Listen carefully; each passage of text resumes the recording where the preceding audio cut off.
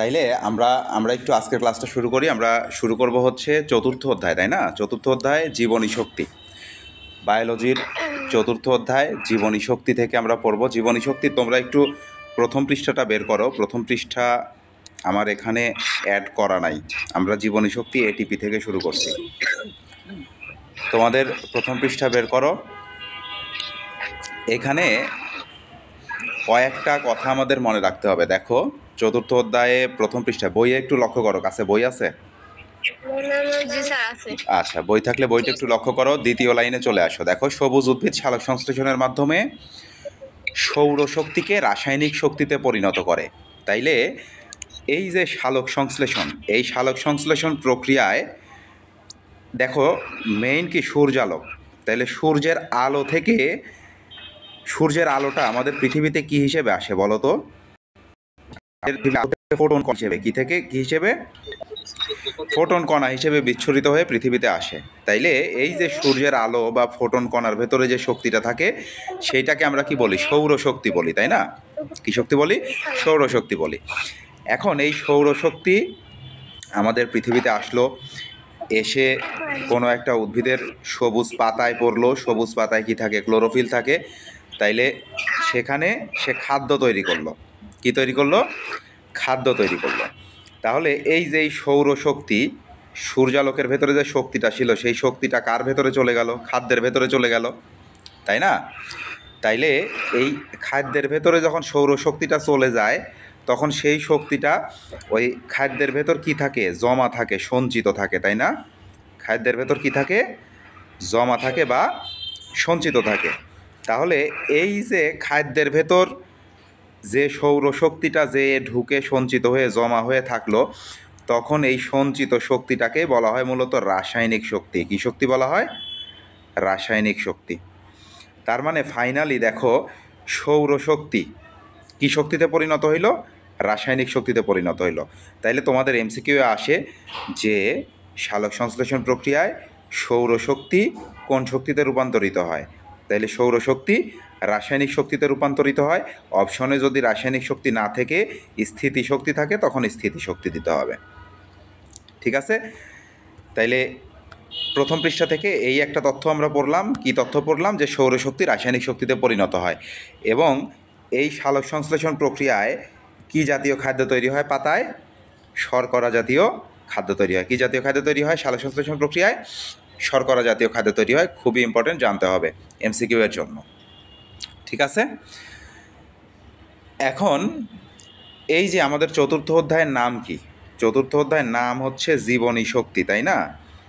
জীবনী শক্তি। তোমাদের বইয়ের এই চতুর্থ অধ্যায়ের প্রথম পৃষ্ঠার একদম লাস্ট লাইনের আগের লাইনে বলা আছে, দেখো, জীবনী শক্তি। এটার ইংরেজি নামটা আমাদের জানতে হবে। ইংরেজি নাম কি? বায়ো এনার্জেটিক্স। তাইলে এই জীবনী শক্তির ইংরেজি নামটা আমাদের জানতে হবে। Bio এনার্জিটিআইসিএস, bio এনার্জেটিক্স। ওকে, প্রথম পৃষ্ঠা থেকে আমাদের এতটুকুই। প্রথম পৃষ্ঠা থেকে তাইলে আমরা দুইটা তিনটা তথ্য পড়লাম। একটা পড়লাম সালোক সংশ্লেষণ প্রক্রিয়ায় সৌরশক্তি রাসায়নিক শক্তিতে পরিণত হয়, রাসায়নিক শক্তিতে পরিণত হয়। এবং আরেকটা জিনিস আমরা পড়লাম, এই প্রক্রিয়ায় শর্করা জাতীয় খাদ্য তৈরি হয়, শর্করা জাতীয় খাদ্য তৈরি হয়। আর এই অধ্যায়ের নাম, একটা নাম ছিল জীবনী শক্তি। জীবনী শক্তির ইংরেজি হচ্ছে বায়ো এনার্জেটিক্স। এতটুকু। আমরা মেইন পড়ায় চলে আসি। তোমাদের এখন আর বই লাগবে না, বই আপাতত বন্ধ রাখো। বই দাগানো টাগানো পরে দেখবা, আমি ছবি দিয়ে দিব তখন দাগাবা। এই লেকচারের সময়, ক্লাসের সময় কখনো বই দাগাইতে যাবা না। আমাদের আজকের মেইন টপিকস হচ্ছে সালোক সংশ্লেষণ। আমরা চেষ্টা করব সালোক সংশ্লেষণটা শেষ করার আজকের ক্লাসে ইনশাল্লাহ, যতদূর পারি দেখা যাক। এই সালোক সংশ্লেষণ পড়তে হলে আমাদের কিছু বেসিক জিনিস সম্পর্কে ধারণা থাকতে হয়। এই বেসিক জিনিসগুলোই এই যে জীবনী শক্তি আর এটিপি এর ভূমিকা নামে একটা টপিকস আছে, এই টপিক্সের মধ্যে আছে।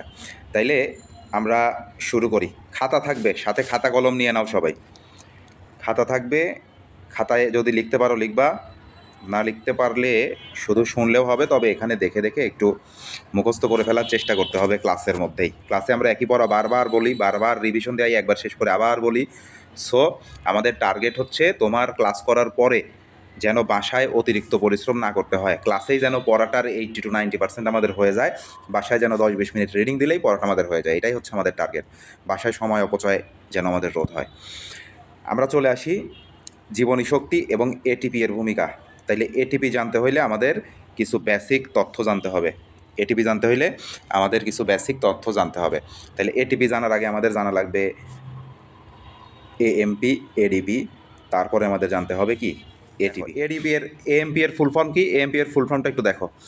এতে অ্যাডেনোসিন, সবার ক্ষেত্রেই দেখো এতে কি অ্যাডেনোসিন, আর লাস্টের পিতে সবার ক্ষেত্রেই কি ফসফেট। তার মানে সবার মাঝে এই অ্যাডেনোসিন আর ফসফেট এই দুইটা জিনিস কি থাকবে? কমন থাকবে। তাইলে প্রথমে অ্যাডেনোসিন আর শেষে কি ফসফেট। তাইলে এই অ্যাডেনোসিন আর ফসফেটের বাইরে কি আছে? অ্যাডেনোসিন আর ফসফেটের বাইরে কি কি আছে আমরা এটা দেখি। তাইলে এমতে কি? এমতে হচ্ছে মনো। মনো মানে কি? মনো মানে হচ্ছে এক। ডিতে হচ্ছে ডাই। ডাই মানে কি? ডাই মানে দুই। আর টিতে হচ্ছে ট্রাই। ট্রাই মানে কি? তিন। তাইলে প্রথমটা আমরা দেখলাম অ্যাডেনোসিন মনোফসফেট, এএমপি এর অর্থ। তাইলে দেখো লাস্টে আছে কি? মনোফসফেট। তার মানে মনো মানে এক, তার মানে এএমপিতে কয়টা ফসফেট যুক্ত থাকে? একটা ফসফেট। তারপরে এডিপি, অ্যাডেনোসিন ডাইফসফেট। ডাই মানে কি? দুই, তার মানে এখানে কয়টা ফসফেট যুক্ত থাকে? দুইটা ফসফেট যুক্ত থাকে। তারপরে এটিপি মানে কি? ট্রাই, তাইলে এখানে কয়টা ফসফেট যুক্ত থাকে? তিনটা ফসফেট যুক্ত থাকে। তাহলে যে ঘটনাই ঘটুক না কেন আমরা দেখলাম যে এএমপিতে একটা ফসফেট থাকে, এডিপিতে দুইটা ফসফেট থাকে, এটিপিতে তিনটা ফসফেট থাকে। এতটুকুতে কারো কোনো সমস্যা আছে কিনা আমাকে একটু বলো। সমস্যা যদি না থাকে আমরা একটু এই এএমপি, এডিপি, এটিপি তৈরি হয় কিভাবে এটা আমাদের জানতে হবে। এইবার তোমরা সবাই খাতা নাও।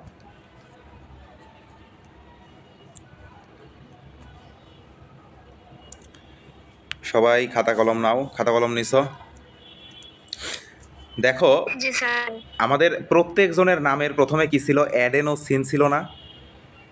প্রত্যেকের নামের প্রথমে অ্যাডেনোসিন ছিল। এখন এই অ্যাডেনোসিন কথাটা কই থেকে আসছে? অ্যাডেনোসিন কথাটা কই থেকে আসছে? দেখো অ্যাডেনোসিন দুইটা জিনিসের সমন্বয়ে গঠিত হয়। কয়টা জিনিসের সমন্বয়ে গঠিত হয়? দুইটা জিনিস। একটা হচ্ছে অ্যাডেনিন। অ্যাডেনিনটা কি বলো তো, মনে আছে? ওই যে ডিএনএর ভেতর পাইতাম আমরা অ্যাডেনিন, গুয়ানিন, সাইটোসিন, থায়ামিন, এবং আরএনএর মধ্যে পাইতাম অ্যাডেনিন, গুয়ানিন, সাইটোসিন, ইউরাসিল, মনে আছে? তাইলে এই যে অ্যাডেনিন, গুয়ানিন, সাইটোসিন, থাইমিন বা অ্যাডেনিন, গুয়ানিন, সাইটোসিন, ইউরাসিল এরা সবাই কি ছিল? নাইট্রোজেন বেস ছিল, তাই না? কি ছিল? নাইট্রোজেন বেস ছিল। তার মানে নাইট্রোজেন ঘটিত ক্ষারক এরা। তাইলে এই যে নাইট্রোজেন ঘটিত ক্ষারক অ্যাডেনিন, অ্যাডেনিন তাইলে কার মধ্যে আছে? ডিএনএর ভেতরেও আছে, আরএনএর ভেতরেও আছে, তাই তো? তাহলে অ্যাডেনিন আমরা দেখতেছি ডিএনএর ভেতরেও আছে, আরএনএর ভেতরেও আছে। তার মানে অ্যাডেনিনটা কি? ডিএনএ এবং আরএনএ উভয়ের গাঠনিক উপাদান। তাইলে ডিএনএ এবং আরএনএর উভয়ের গাঠনিক উপাদান হিসেবে যে নাইট্রোজেন ঘটিত ক্ষারক থাকে সেটা একটা হচ্ছে অ্যাডেনিন। এই অ্যাডেনিনের সাথে যুক্ত হয় হচ্ছে 5C। কি যুক্ত হয়? 5C। 5C মানে কি? 5 কার্বন। তাইলে 5 কার্বন বিশিষ্ট মূলত একটা সুগার যুক্ত হয় 5CS। 5C মানে হচ্ছে 5 কার্বন বিশিষ্ট, এসতে সুগার। তাহলে 5 কার্বন বিশিষ্ট সুগারকে আমরা কি নামে ডাকি? এটাকেই আমরা ডাকি পেন্টোজ সুগার নামে। কি নামে ডাকি? Pentose sugar. তাইলে পেন্টোজ সুগার মানেই হচ্ছে কি? এটাতে 5টা কি থাকবে? কার্বন থাকবে। তাইলে অ্যাডেনিনের সাথে 5CS তার মানে 5 কার্বন বিশিষ্ট পেন্টোজ সুগার এই দুইটা যুক্ত হয়ে মূলত তৈরি হয় কি? অ্যাডেনোসিন। তাইলে অ্যাডেনোসিনের ভেতরে কে কে থাকে বলো তো? অ্যাডেনোসিনের ভেতরে থাকে কে? অ্যাডেনিন আর 5 কার্বন বিশিষ্ট পেন্টোজ সুগার। অ্যাডেনিন আর 5 কার্বন বিশিষ্ট পেন্টোজ সুগার। তাইলে এই অ্যাডেনোসিন নামটা তিনজনের মধ্যেই ছিল, এএমপি, এডিপি, এটিপি। তাহলে সবার মাঝেই আমাদের এই অ্যাডেনোসিন আঁকাটা আমাদের জানতে হবে। তাহলে অ্যাডেনোসিনের মধ্যে কে কে থাকবে? প্রথমে থাকবে অ্যাডেনিন, তাইলে আমরা প্রথমে অ্যাডেনিনের চিত্র আঁকবো, তারপরে 5 কার্বন বিশিষ্ট একটা পেন্টোজ সুগারের চিত্র আঁকবো। এই চিত্রটা সবার জানতে হবে, সবার পারতে হবে, কারণ এখান থেকে একটা প্রশ্ন আসে গগ হয়ে ফসফোরাইলেশন দিয়ে, তো ফসফোরাইলেশন দিয়ে প্রশ্ন আসলে সেই প্রশ্নে এই চিত্রগুলো আঁকতে হবে। আমরা চলে আসি একটু চিত্রে। তাইলে আমরা প্রথমে কি আঁকবো বলছিলাম? আমরা প্রথমে আঁকবো হচ্ছে অ্যাডেনোসিন। তাইলে এখানে 5CS একটু লিখে ফেলি। তাইলে প্রথমে আঁকবো আমরা কি? অ্যাডেনিন। খাতা কলম নাও সবাই, খাতা কলম নিছো? খাতা কলম নিয়ে যদি কালার পেন থাকে 2টা কালার পেন ইউজ করলে তোমাদের বুঝতে সুবিধা হয়, 2-3টা কালার পেন ইউজ করলে, এমনি করলেও সমস্যা নাই। দেখো আমরা প্রথমে আঁকবো প্রথমটা AMP। AMP এর ফুল ফর্ম কী ছিল? Adenosine monophosphate. তাইলে এর মধ্যেও AMP এর মধ্যেও কী করতে হবে? অ্যাডেনোসিন আঁকতে হবে। তাহলে অ্যাডেনোসিন আঁকতে হলে প্রথমে আমরা কি আঁকবো? অ্যাডেনিন আঁকবো। অ্যাডেনিনটা কেমন হবে দেখো? অ্যাডেনিনটা হবে বেঞ্জিন আকৃতির 6 কোণাকার। তাইলে এই যে দেখো 2টা টান দিলাম, তারপরে ওপরে নিচে সমান দূরত্বে 2টা ডট দিয়ে এটা মিলাই দিলাম, তাইলে কি হয়ে গেল? 6 কোণাকৃতির হয়ে গেল না? তাইলে এইটা আঁকলাম হচ্ছে অ্যাডেনোসিন, এখনও আমাদের হয়নি। এইটার সাথে আরেকটা 5 কোণাকৃতি রাখতে হবে, তবে এইটার এই আমাদের রাইট সাইডের এই পাশের যে বাহুটা আছে এই বাহুটাকে বেস ধরে, তাইলে এই বাহুটাকে বেস ধরে আমরা এই পাশে 5 কোণাকৃতি রাখবো। 5 কোণাকৃতি রাখতে হলে দেখো এই মাথা থেকে এই বাহুটা একটু বাইরের দিকে চলে যাবে, ঠিক নিচের মাথা থেকেও বাহুটা একটু বাইরের দিকে চলে আসবে, এবং এই দুইটা বাহুর মিড পয়েন্টে এই যে একটা ফোঁটা দিয়ে দিব, প্রয়োজনে দিয়ে এটা অ্যাড করে দেবো। এটা ফোঁটা দিয়ে করলেও পারো, না দিয়ে করলেও পারো। তাহলে আমার একটু বাঁকা হয়ে গেছে, আমরা আরেকবার একটু সোজা করে আঁকি। এই আর এই 2টা থেকে মাঝ বরাবর এই। তাহলে আরেকটা কি? তাহলে এইটা আমরা আঁকছি কি? এইটা আঁকছি হচ্ছে অ্যাডেনিন। এখন এর সাথে আমাদের আঁকতে হবে হচ্ছে 5CS সুগার, 5 কার্বন বিশিষ্ট। 5 কার্বন মানেই কয় কোণা হবে? 5 কোণা হবে। তাইলে এই জিনিসটা আঁকার সময় আমাদের খেয়াল রাখতে হবে। দেখো অ্যাডেনিন যে লেভেলে আঁকছি, অ্যাডেনিনের শেষ মাথা যে লেভেলে এসে শেষ হয়েছে, দেখো এই মাথাটা কি এই লেভেলে এসে শেষ হয়েছে না? এই জন্য এই পেন্টোজ সুগার যখন আঁকবো, পেন্টোজ সুগারের ওপরের মাথাটা রাখবো এই লেভেলে বা এই লেভেল থেকে সামান্য একটু ওপরে। তাহলে কিভাবে করব দেখো, যেহেতু আমরা 5 কার্বন বিশিষ্ট আঁকবো, আমরা বললাম যে ওপরের মাথাটা এই লেভেলে রাখতে হবে। তাইলে ওপরের মাথাটা এখানে রেখে আমরা এই যে ওপরের মাথায় আমাদের টিনের চালার মতো করে দিলাম 2 কোণাকৃতির। তাইলে এরকম করে দিলাম। তাইলে পেন্টোজ সুগার মানে নিচে একটা বেসবে, আর এইটা সোজাসুজি সংযুক্ত করে দিলেই 5 কার্বন বিশিষ্ট 5 কোণাকৃতির হয়ে গেল। এখন এক্ষেত্রে চিত্র আঁকার সময় একটু এই যে সাইডের যে বাহু 2টা, তাহলে এই জিনিসটাই মানে বোঝানোর জন্য আমি এইভাবে আঁকলাম। আমরা মূলত আঁকবো কীভাবে? প্রথমেই বেসটা নিয়ে নিব। প্রথমে কি করব? বেসটা নিয়ে নেব নিচের দিকে, যেন উপরের মাথায় এর চেয়ে উপরে না যায়। তারপরে আমরা এই যে এখানে যখন বাহুগুলো আঁকছিলাম, দেখো এই যে একটু বাইরের দিকে করে দিছি না, একটু বাইরের দিকে করে দিছি। তাইলে এইটার বাহু আমরা কি করব? একটু সামান্য সাইডের দিকে বাঁকা করে দিব। এইটাও একটু সাইডের দিকে বাঁকা করে দিব। এরপর এই যে মাঝ বরাবর একটা টিনের চালা দিয়ে দিব। আমাদের পেন্টোজ সুগার আঁকা শেষ। তাইলে আমরা এখানে আঁকলাম অ্যাডেনোসিন, এখানে আঁকলাম কি 5 কার্বন বিশিষ্ট পেন্টোজ সুগার, এগুলো সব লাগানো থাকবে আর কি। এখন কি করতে হবে? এই যে অ্যাডেনিনের সাথে পেন্টোজ সুগার কি থাকবে? যুক্ত থাকবে। এই যে কাছাকাছি এই মাথাটা জাস্ট যুক্ত করে দিতে হবে। তাইলে এইটুকু আমাদের হয়ে গেল অ্যাডেনোসিন। এইটুকুর নাম কি হইল? অ্যাডেনোসিন। তাইলে প্রথমে আমরা কি আঁকলাম? প্রথমে আমরা আঁকলাম অ্যাডেনিন, তারপরে আঁকলাম তার সাথে পেন্টোজ সুগার, তারপরে 2টাকে যোগ করে দিলাম, হয়ে গেল অ্যাডেনোসিন। ঠিক আছে? এখন অ্যাডেনোসিনের সাথে কি ঘটনা ঘটে? ফসফেট যুক্ত থাকে। কি যুক্ত থাকে? ফসফেট যুক্ত থাকে। তাইলে আমরা একটু ফসফেট যুক্ত করি।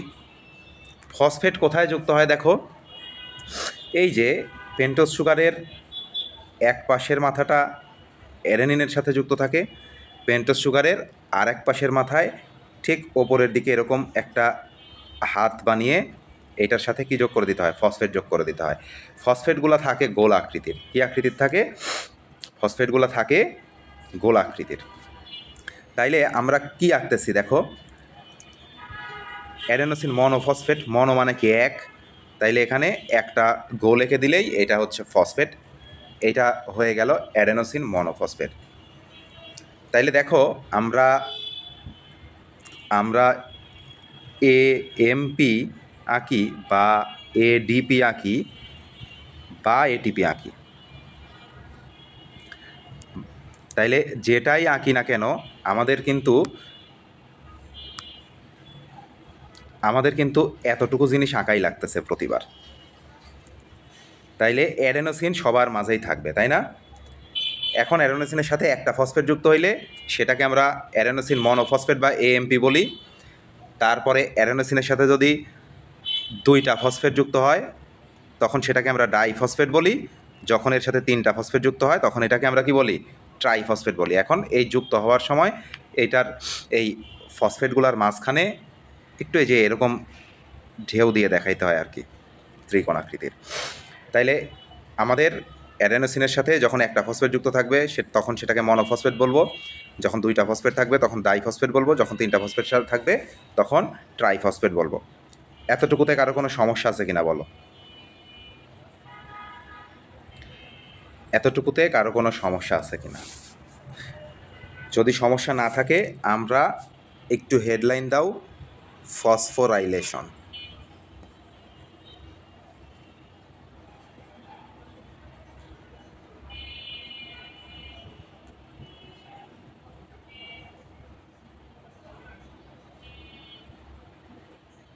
নতুন পৃষ্ঠায় স্যার। হ্যাঁ, ওইখানে নিচে জায়গা থাকলে দিয়ে দাও, ফসফোরাইলেশন। PHOSPHORYLATION, phosphorylation. তাইলে ফসফোরাইলেশন প্রক্রিয়াটা আমরা কিভাবে ব্যাখ্যা করব? একটা অংশ দেখায় দিচ্ছি আমি। এডিপি থেকে এটিপি তৈরি হলো যেভাবে, বা এএমপি থেকে এডিপিটা দেখাই দিই, এডিপি থেকে এটিপিটা তোমাদের দেওয়া আছে। দেখো ফসফোরাইলেশনের ক্ষেত্রে পৃষ্ঠার নিচের দিকে প্রথমে আঁকতে হবে আমাদের এএমপি। পৃষ্ঠার নিচের দিকে আমরা কি আঁকবো? এএমপি। তাহলে এএমপি আমরা কীভাবে আঁকছিলাম? অ্যাডেনোসিন মনোফসফেট, তার মানে অ্যাডেনোসিন আঁকতে হবে প্রথমে। তাইলে অ্যাডেনোসিন মানে প্রথমে আমরা 6 আঁকবো, তার মানে 6 কোণাকৃতির, 6 কোণাকৃতির আঁকলাম। এর সাথে একটা আঁকবো 5 কোণাকৃতির। এরপরে এইটার নিচে আঁকবো আমরা কি? পেন্টোজ সুগারটা আমরা কিভাবে আঁকবো? এইভাবে দিব, বাইরের দিকে একটু দিয়ে দিব, ওপরের মাথাটা এরকম করে দিব। তোমরা সোজাভাবে আঁকো, ফোনে আঁকা এত পারফেক্ট হবে না। এখান থেকে এরকম দিব, এই পাশে দিব, ওপরে দিব। মনোফসফেট আঁকতেছি, তাইলে ফসফেট থাকবে এখানে, একটা ফসফেট থাকবে। যদি পারো এগুলোর ভেতরে একটু লিখে দিবা যদি সম্ভব হয়, সময় থাকে। এইটা কি? 5C, তার মানে পেন্টোজ সুগার, 5 কার্বন বিশিষ্ট। এইটা কি? 5CS দিবা। এটা হচ্ছে ফসফেট, বি দিবা। আর এখানে যদি পারো এটার ভেতরে দিবা অ্যাডেনিন। না দিলেও কোনো সমস্যা নাই, তোমাদের বোঝার জন্য দিচ্ছি, পরীক্ষার খাতায় না লিখলেও সমস্যা নাই। তাইলে এতটুকুর নাম, এখান থেকে শুরু করে এতটুকুর নাম কি হচ্ছে? এতটুকুর নাম হচ্ছে অ্যাডেনোসিন।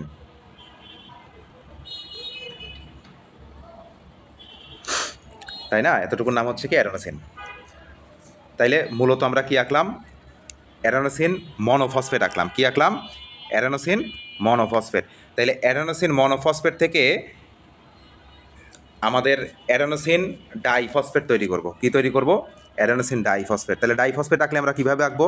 এই সেম জিনিস এঁকে এখানে জাস্ট একটা ফসফেট অ্যাড করে দিব, তাইলেই তো হয়ে যাচ্ছে। তাহলে এইটার ওপরে যে ফাঁকা জায়গা রাখছিলা, এই ফাঁকা জায়গায় একদম ওপরে আবার অ্যাডেনোসিন ডাইফসফেট আঁকো। তাইলে প্রথমে আমরা কি আঁকি? 6 কোণ আকৃতির আঁকি। তারপরে এইটার সাথে 5 কোণ আকৃতির আঁকি। তারপর এইটার নিচে পেন্টোজ সুগার আঁকি। এটার সাথে এরকম যুক্ত থাকে, এই পাশে এরকম আসে। ফসফেট কয়টা থাকবে? ডাইফসফেট, এই জন্য 2টা থাকবে ফসফেট। তাইলে এই যে অ্যাডেনোসিন মনোফসফেট থেকে আমাদের কি তৈরি হলো? অ্যাডেনোসিন ডাইফসফেট তৈরি হলো। তাইলে এটা আমরা একটু দেখাবো কিভাবে। অ্যাডেনোসিন মনোফসফেট থেকে এই যে অ্যাডেনোসিন ডাইফসফেট তৈরি হলো। এখন আমাকে বলো এই দুইটা অ্যাডেনোসিন মনোফসফেট এবং অ্যাডেনোসিন ডাইফসফেটের মধ্যে দুইটার মধ্যে পার্থক্য কি আছে? দুইটার মধ্যে পার্থক্য কি? একটু মাইক্রোফোন অন করে বলো। ফসফেট ফসফেট একটাতে একটা বেশি, একটাতে একটা কম। তার মানে এটাতে একটা কম ছিল, ওপরে যে একটা ফসফেট কি হয়ে গেছে, যুক্ত হয়ে গেছে, তাই না? তাইলে এই যে ফসফেট যুক্ত হয়, এই ফসফেট যুক্ত হওয়ার প্রক্রিয়াকেই কি বলে? ফসফোরাইলেশন বলে। তাহলে ফসফেট যুক্ত হওয়ার প্রক্রিয়া কি? ফসফোরাইলেশন। তাহলে ফসফেট যুক্ত হওয়ার বিক্রিয়ার নাম কি? ফসফোরাইলেশন। তাহলে এটা সংজ্ঞায় আমরা কিভাবে লিখবো ফসফোরাইলেশন? একটা জিনিস মনে রাখো, এই যে ফসফেট যুক্ত হওয়ার সময় আমরা যদি কোনো কিছুর সাথে কোনো কিছু যুক্ত করতে চাই, একটা কাঠের সাথে আর একটা কাঠ যুক্ত করতে হইলে আমরা কি করি? লোহা মেরে, তার মানে শক্তি প্রয়োগ করি ওখানে, তাই না? বাইরে থেকে শক্তি দিয়ে তো একটা কাঠকে আরেকটা কাঠের সাথে আমরা যুক্ত করতে পারি, লোহা হাতুড় দিয়ে লোহাতে আঘাত করার মাধ্যমে, তাই না? তার মানে দুইটা জিনিসকে আমাদের একসাথে সংযুক্ত করতে হইলে কোনো না কোনোভাবে কি করতে হয়? শক্তি দিতে হয়। বাইরে থেকে কি হয়? শক্তি দিতে হয়। তাইলে এই যে ফসফেটকে সংযুক্ত করতে হইলে আমাদের শক্তি দিতে হবে নাকি হবে না বলো তো?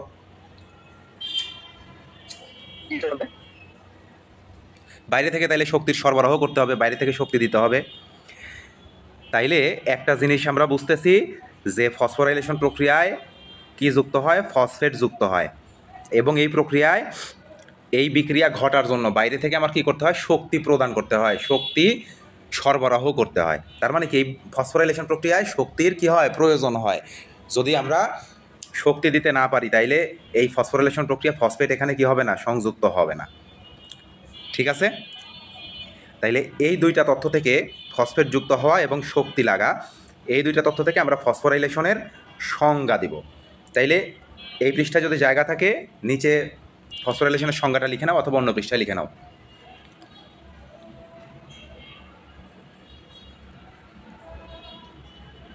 রেডি?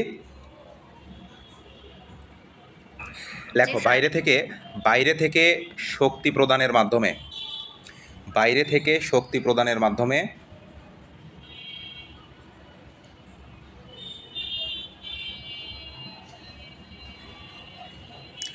বাইরে থেকে শক্তি প্রদানের মাধ্যমে অ্যাডিনোসিনের সাথে, ফসফেটটা যুক্ত হচ্ছে কার সাথে? অ্যাডিনোসিনের সাথে না? দেখো এতটুকুর নাম কি ছিল? অ্যাডিনোসিন ছিল। তাইলে ফসফেটটা যুক্ত হচ্ছে কার সাথে? অ্যাডিনোসিনের সাথে। তাইলে লেখো, বাইরে থেকে শক্তি প্রদানের মাধ্যমে অ্যাডিনোসিনের সাথে ফসফেট, বা আসলে এখানে ফসফেট বা লেখো ফসফরিক অ্যাসিড। আচ্ছা, সংকেতে লেখার দরকার নেই, বাংলাতে লেখো phosphoric acid. Phosphoric acid group, not acid, অ্যাসিডের শেষে অবশ্যই গ্রুপ থাকতে হবে। এটার সংকেত হচ্ছে PO4 2- বোধ হয়, ফসফরিক অ্যাসিড গ্রুপ। তার মানে ফসফেট একাও সংযুক্ত হতে পারে, এই গ্রুপ হিসেবেও সংযুক্ত হতে পারে। তাইলে সংজ্ঞায় আমরা কি বললাম? যে বাইরে থেকে শক্তি প্রদানের মাধ্যমে অ্যাডিনোসিনের সাথে ফসফেট বা ফসফরিক অ্যাসিড গ্রুপ যুক্ত হওয়ার বিক্রিয়াকে ফসফোরাইলেশন বলে। লিখছ? আবার বলি, বাইরে থেকে শক্তি প্রদানের মাধ্যমে অ্যাডিনোসিনের সাথে ফসফেট বা ফসফরিক অ্যাসিড গ্রুপ যুক্ত হওয়ার প্রক্রিয়াকে কি বলা হয়? ফসফোরাইলেশন বলে। তাইলে ফসফোরাইলেশন যদি পরীক্ষায় আসে তাইলে কি প্রথমে সংজ্ঞা দিতে হবে, তারপরে কি করতে হবে? এই চিত্রটা দিতে হবে, যে চিত্রটা আমরা আঁকছি। এখন দেখো, এখানে ফসফেট যুক্ত হইল, কে যুক্ত হইল? ফসফেট একটা এক্সট্রা যুক্ত হইল। এখন এই ফসফেট যুক্ত হওয়ার জন্য আমরা শক্তি প্রদান করছি। এই ফসফেট এখান থেকে যদি আমরা বের করে দিই তাইলেই তো আবার অ্যাডেনোসিন মনোফসফেট তৈরি হয়ে যাবে, তাই না? তাইলে ওপরে এইটা আমরা কি আঁকছি? ADP, ওটা ডাইফসফেট, 2 ফসফেট আছে। আর নিচেরটা কি? নিচেরটা হচ্ছে আমাদের AMP, অ্যাডেনোসিন মনোফসফেট। তাইলে দেখো, একটু বুঝো এটা। মনোফসফেটে একটা ফসফেট যুক্ত করলে দুইটা ফসফেট হয়ে গেল, ডাইফসফেট নাম হয়ে গেল। তাহলে ডাইফসফেট থেকে একটা ফসফেট মাইনাস করে দিলে আমাদের আবার কী হয়ে যাবে, মনোফসফেট হয়ে যাবে। তাইলে এই ফসফেটটা যুক্ত করতে আমাদের এখানে যে পরিমাণ শক্তি দেয়া লাগছিল এটা ভেঙে গেলেও এই শক্তিটা কি এর মধ্যে কি আছে, সঞ্চিত অবস্থায় আছে। এখন এইটা এখান থেকে বের করে দিলে আবার সেই পরিমাণ শক্তি কি হয়ে যাবে, নির্গত হয়ে যাবে। তাইলে একটা ফসফেটকে আমরা বাদ দিলে, ডাইফসফেট থেকে একটা ফসফেট বাদ দিলে আমরা কি পাচ্ছি, মনোফসফেট পাচ্ছি, তাই না? ঘটনাটা মূলত কি একটু লক্ষ্য করো। দেখো, প্রথমে আমাদের ছিল এএমপি। এএমপিতে কয়টা ফসফেট আছে, একটা ফসফেট। এর সাথে যদি আমরা আর একটা ফসফেট যুক্ত করি তখন হয়ে যাবে কি, এডিপি। তাইলে এইটার সাথে আমরা কি করলাম, একটা ফসফেট যুক্ত করলাম, তখন হয়ে গেল কি, এডিপি। এডিপি এর সাথে যদি আর একটা ফসফেট যুক্ত করি হয়ে যাবে কি, এটিপি। তাইলে এই যে এএমপি থেকে এডিপি, এই চিত্রটুকু আমরা আঁকানো দেখাইছি। তাইলে এডিপি থেকে এটিপি আঁকা এই চিত্রটা তোমরা বাসায় আঁকবা, যেটা তোমাদের বইয়ে দেওয়া আছে, এই যে। তাইলে তোমাদের যদি ফসফোরাইলেশন আসে, এই যে এএমপি থেকে এটিপি পর্যন্ত পুরাটা দিতে হবে গ হয়ে আসলে।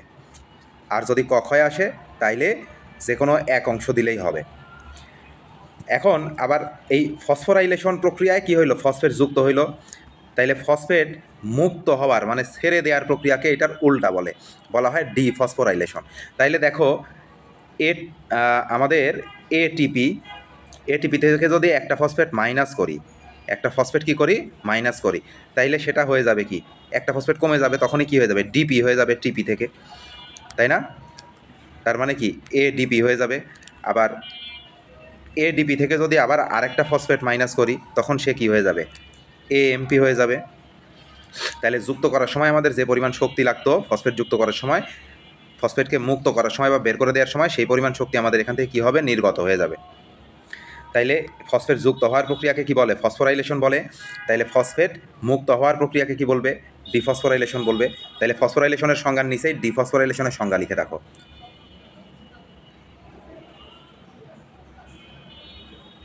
লেখো যে অ্যাডেনোসিনের সাথে সংযুক্ত ফসফেট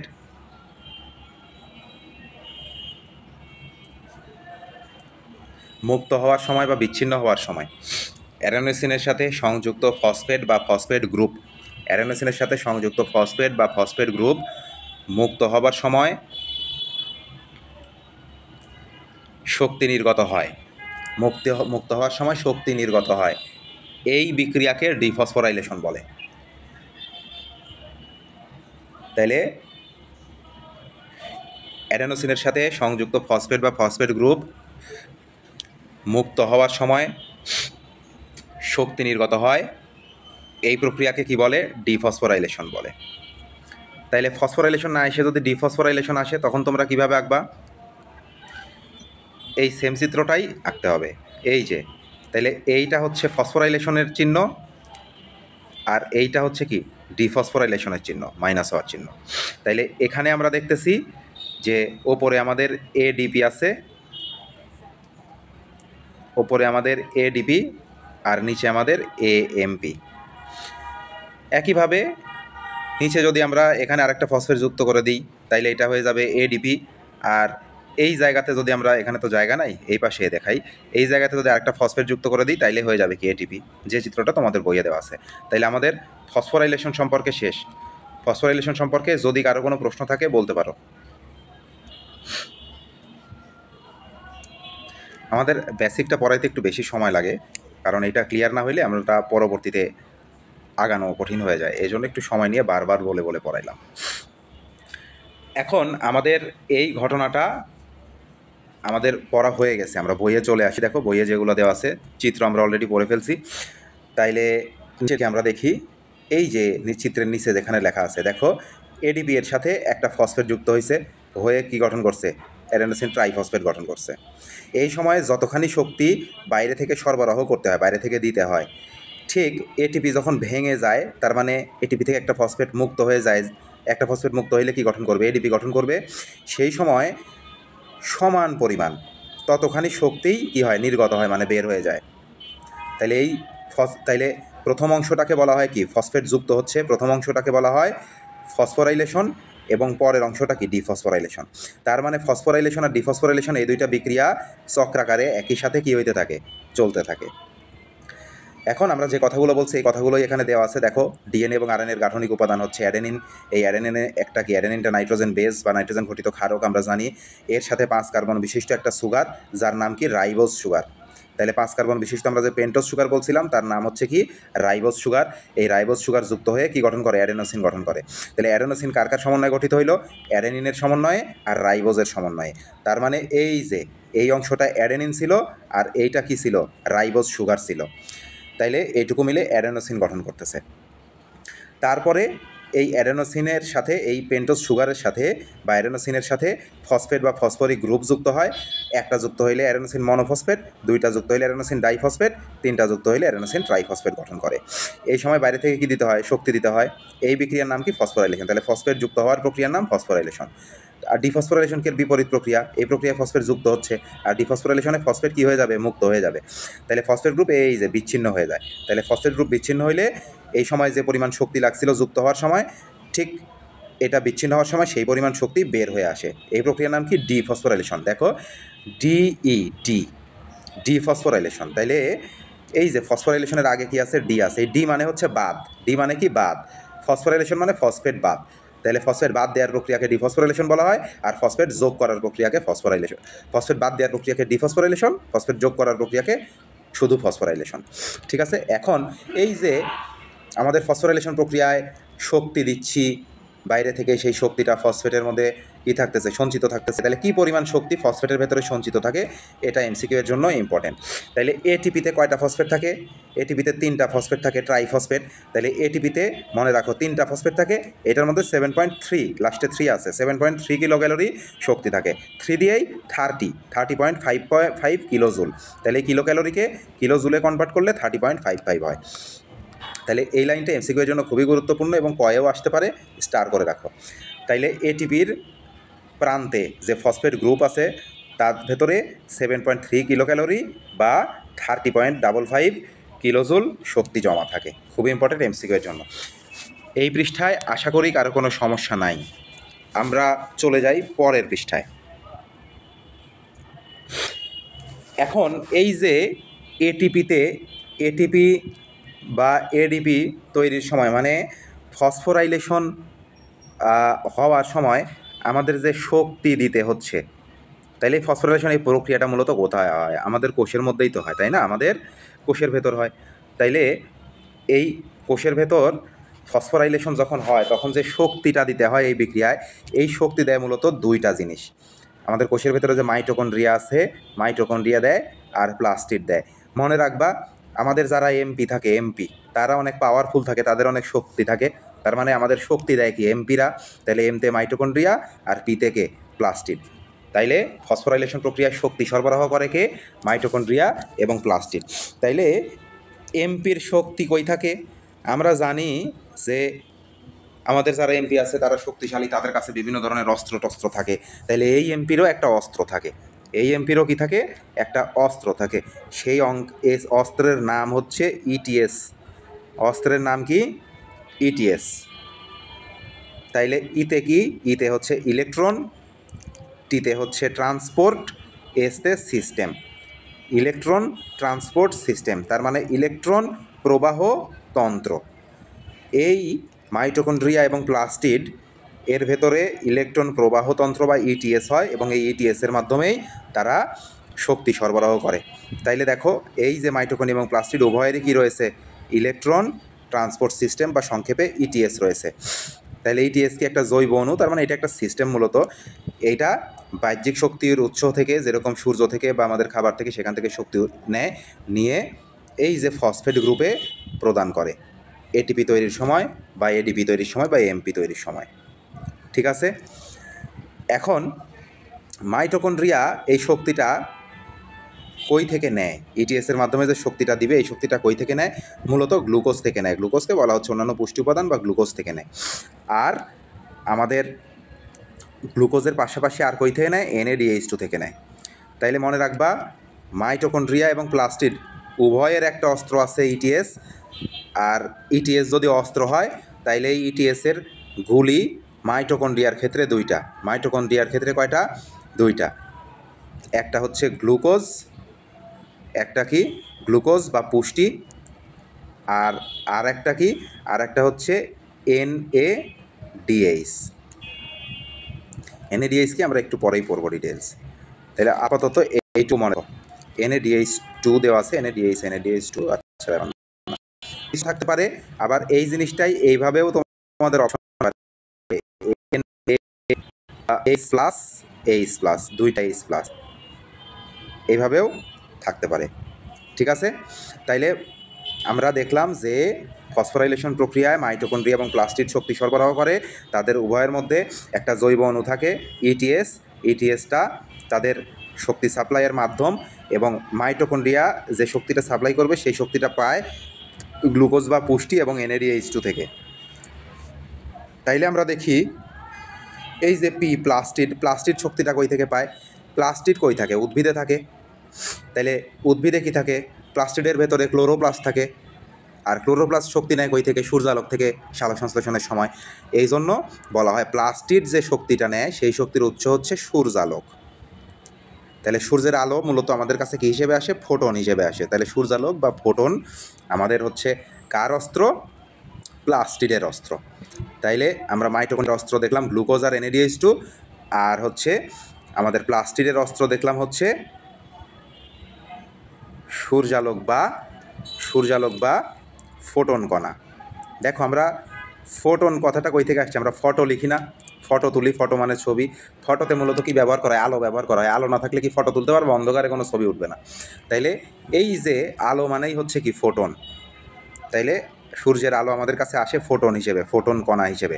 এই জন্য এই ফোটন থেকেই, যেহেতু এই ফোটন ব্যবহার করে ছবি তোলা হয়, এই জন্য ছবির ইংরেজি ফটো বানানো হয়েছে। তাইলে আমরা চলে আসি, আমাদের যতটুকু পড়লাম এতটুকু একবার আমি সংক্ষেপে বলে দিই। আমাদের ফসফোরাইলেশন প্রক্রিয়ায় শক্তি লাগে, সেই শক্তি মূলত সরবরাহ করে আমাদের মাইটোকন্ড্রিয়া এবং প্লাস্টিড। এমপিতে একটা জৈব অণু থাকে, বা মনে করো একটা পিস্তল আছে যার নাম ইটিএস। তাইলে ইটিএসের মাইটোকন্ড্রিয়ার কাছে যে ইটিএস আছে তার গুলি হিসেবে কাজ করবে গ্লুকোজ আর NADH2, আর প্লাস্টিডের কাছে যে পিস্তল আছে তার গুলি হিসেবে কাজ করবে সূর্যালোক বা ফোটন। তাইলে এতটুকু রিডিং দিবা। এরপরে চলে আসি এটিপিকে। তাইলে এটিপির ভেতরে কি থাকে? শক্তি সঞ্চিত থাকে। আমাদের ব্যাটারির ভেতরে যেরকম শক্তি থাকে, চার্জ থাকে, ঠিক এটিপির ভেতরেও শক্তি থাকে। তাহলে এটিপি যখনই দেখো সূর্যের আলো পড়তেছে তখনই এর ভেতরে শক্তি জমা হচ্ছে, আবার সূর্যের আলো কমে গেলে শক্তি বের হয়ে যাচ্ছে। বা আমাদের দেহে যখন গ্লুকোজ বাড়তেছে তখন শক্তি জমা হচ্ছে, আবার গ্লুকোজ কমে গেলে শক্তি কমে যাচ্ছে। তাহলে এই যে মোবাইলের চার্জের মতো শক্তি বেড়ে যাওয়া কমে যাওয়া ঘটনাটা ঘটতেছে, এই জন্য এটিপিকে কী বলা হয়? রিচার্জেবল ব্যাটারি বলা হয়। তাহলে এটিপিকে কী বলা হয়? আমাদের দেহের রিচার্জেবল ব্যাটারি। তাইলে এই এটিপির ভেতরেই আমাদের দেহের সকল শক্তি জমা থাকে, এবং প্রয়োজন অনুসারে বিভিন্ন বিক্রিয়ায় এই শক্তি সরবরাহ করে মূলত এটিপি। এই জন্য এটিপিকে কী বলা হয়? জৈব মুদ্রা বা শক্তি মুদ্রা, ইংরেজিতে biological coin or biological energy coin বলা হয়। তাহলে এই যে এটিপিকে জৈব মুদ্রা বা শক্তি মুদ্রা বা বায়োলজিক্যাল কয়েন বা বায়োলজিক্যাল এনার্জি কয়েন বলা হয় কেন? এইটা খ নম্বরের জন্য খুবই ইম্পর্টেন্ট, স্টার করে রাখো। এই প্রশ্নটা লিখে দেওয়া আছে, আগের যাদের ক্লাস নিয়েছি তাদের থেকে তোমরা লিখে নিবা। এটা আমাদের যে উইক ফাইনাল বা মান্থ ফাইনাল পরীক্ষা নিয়েছিলাম সেখানেও দেওয়া ছিল সম্ভবত। তাহলে এই প্রশ্নটা খুবই গুরুত্বপূর্ণ ক্ষয়ের জন্য। এতটুকু আমাদের শেষ। আমরা এখন চলে আসব সালোক সংশ্লেষণ প্রক্রিয়ায়। আচ্ছা, এই ফসফোরাইলেশন নিয়ে কারো কোনো প্রশ্ন আছে কিনা বলো? ফসফোরাইলেশন নিয়ে কারো কোনো প্রশ্ন আছে কিনা? যদি ফসফোরাইলেশন নিয়ে প্রশ্ন না থাকে তাইলে আমরা একটু সালোক সংশ্লেষণে চলে আসি।